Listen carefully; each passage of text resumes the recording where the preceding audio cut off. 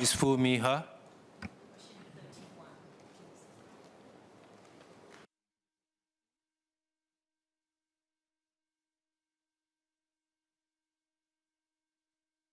Mr. Speaker, may I have your permission to take questions 31 to 33 together? Yes, please. Thank you. Sir, Temasek publishes its portfolio's performance relative to various market indices like the MSCI All Country World Index or ACWI over different horizons. The data requested by members are generally available on Temasek's website and annual reports. Broadly speaking, Temasek has outperformed these market indices over the long term. But it is important to recognize that Temasek is not a portfolio fund manager, and the MSCI indices are not direct benchmarks for Temasek's performance. As a bottom-up investor, Temasek invests directly in companies. Temasek started with the Singapore companies it owned and subsequently expanded to take stakes in companies in Asia. Temasek has only recently invested more actively in North America and Europe. Therefore, its portfolio, for now, is still Asia-centric, with about 2/3 exposure in Asia. On the other hand, the composition of the indices varies significantly from Temasek's portfolio. For instance, MSCI World Index and ACWI have larger weightages to the US stock market, which has done very well over the last 10 years compared to Asian stock markets. This is why there will be occasions when Temasek's returns are higher than the MSCI World Index and ACWI, and other occasions when the returns are not as high as these indices.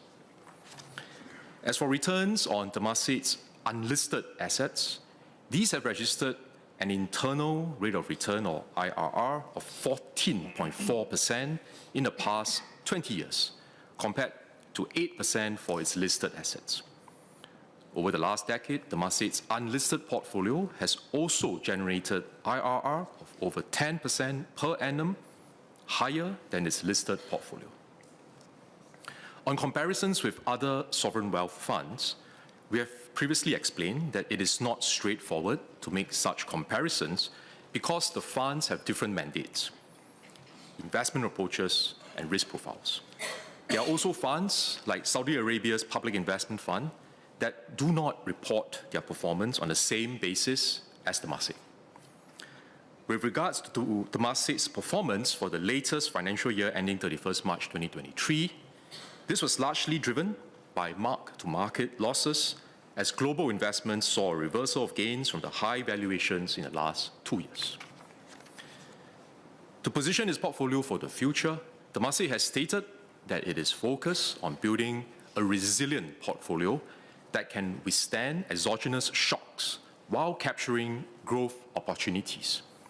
As shareholder, the government's role is to ensure that Temasek has a competent board to oversee its management and ensure that its mandate is met. The government will continue to hold Temasek accountable for delivering good long-term returns on the overall investment portfolio. Ms. Foo Mi Ha.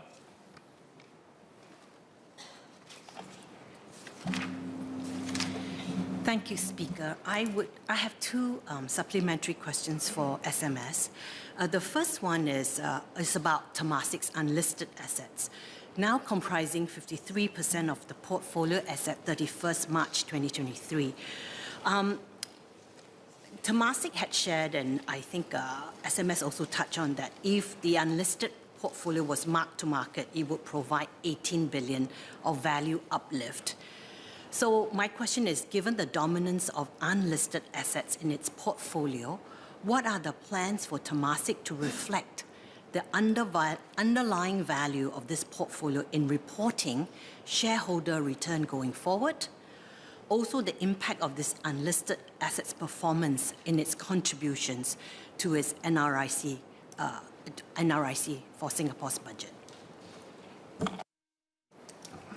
SMS Chee. Mr. Speaker, Temasek's valuation methodology for its unlisted assets is defined on its website, and specifically the unlisted assets are valued at book value, less any impairments that is required to be taken, and it only recognizes any value uplift of these investments upon listing or sale. And Ms. Fu also asked about the impact on NRRC. So NRRC is calculated based on the overall expected long-term returns of our investment entities and not the actual year-on-year returns. And what this means is that the annual fluctuations to our entities' returns do not directly impact the NRRC amount. Mr. Saktiandi.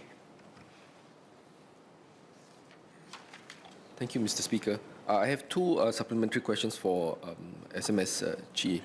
First is in regards to the losses in my PQ that I mentioned, the net value of its portfolio shrunk by 21 billion.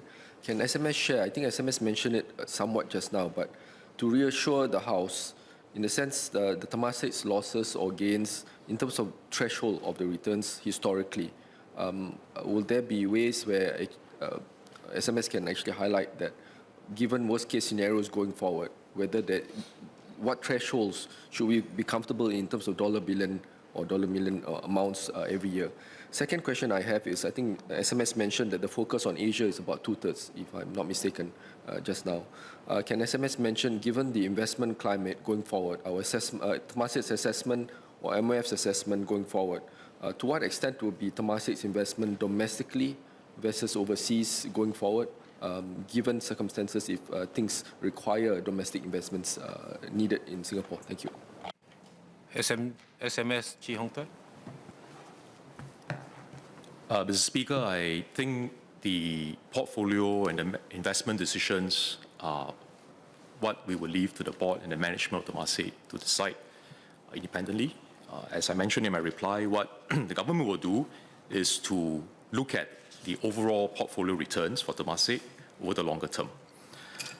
So Mr. Satyandi also asked about whether there will be certain thresholds. So I think we have to bear in mind that we should look at the returns over a longer time period and on a portfolio basis. And certainly, I think the board will set certain benchmarks and to measure the performance of management. And as government, we will certainly hold Temasek accountable for the overall long-term returns. Ms. Mariam Jafar. Thank the SMS. Can I just clarify if the unlisted investments here would be comparable to private equity investments, which I think have had long-term returns of north of 12 to 15%. So if you're saying 10% for Temasek, is it fair to say, is this the right comparison? My second SQ is, could you also share the returns by geography, in particular, Singapore, China, and then and then something that is more comparable to the MSCI?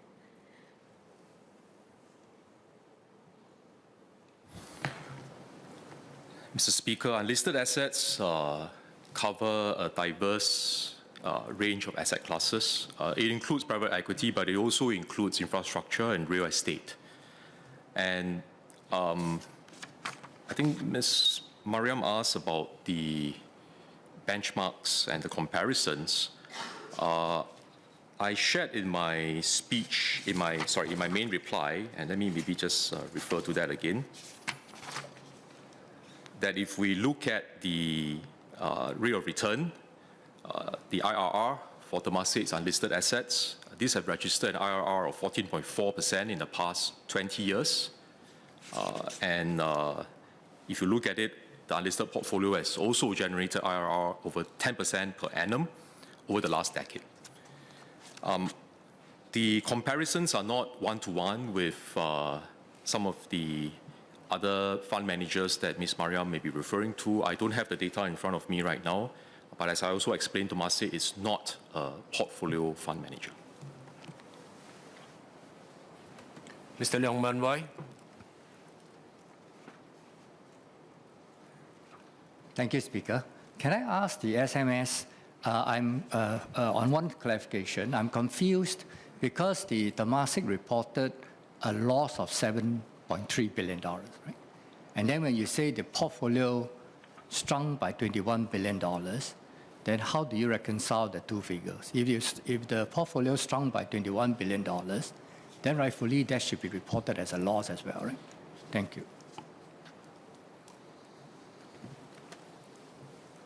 So I think Temasek has explained its position clearly in its report. I refer the member to those reports.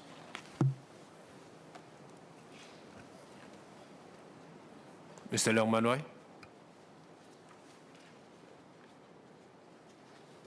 Speaker, can I ask the SMS again? Sorry, I didn't get that explanation in the Temasek report. Can you please explain again? Thanks.